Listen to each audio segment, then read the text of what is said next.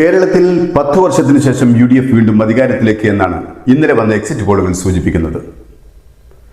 പക്ഷേ എക്സിറ്റ് പോളുകളിൽ 100-ൽ കൂടുതൽ സീറ്റുകൾ UDFന് കിട്ടുമെന്നുള്ള വ്യക്തമായ പ്രവചനം ആരും നടത്തിയിട്ടില്ല എന്നതും ശ്രദ്ധേയമാണ്.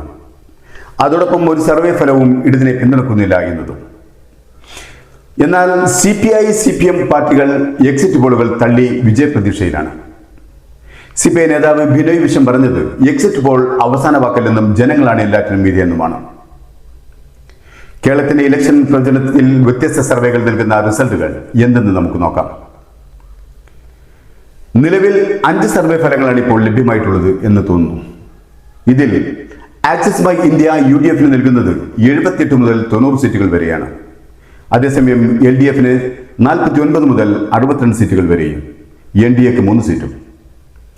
പീപ്പിൾ പൾസ് UDFന് 75 മുതൽ 85 വരെയും LDFന് 55 മുതൽ 65 വരെയും NDAക്ക് 3 സീറ്റുമാണ് പ്രവചിക്കുന്നത്.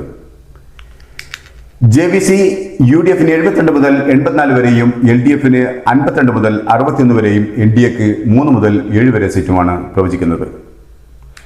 വോട്ട് വൈബ് UDFന് 70 മുതൽ 80ഉം LDFന് 58 മുതൽ 68 വരെയും NDAക്ക് 4 സീറ്റുമാണ് പ്രവചിക്കുന്നത്.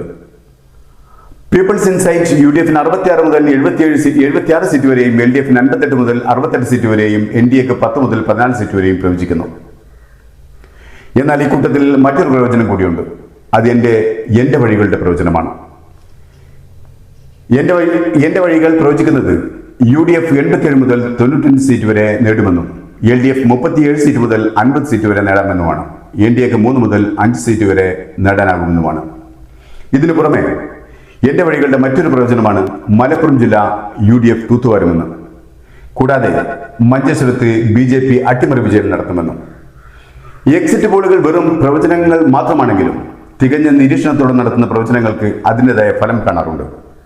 ആരാണ് ശരിയെന്നത് മെയ് 4-ന് അറിയാം. നിങ്ങളുടെ വിലയേറിയ അഭിപ്രായങ്ങൾ കമന്റ് ചെയ്യുക. കൂടെ എൻ്റെ ലോങ് വീഡിയോകൾ കൂടി കണ്ട് എൻ്റെ ചാനലിനെ വിജയിപ്പിക്കുകയും ചെയ്യുക.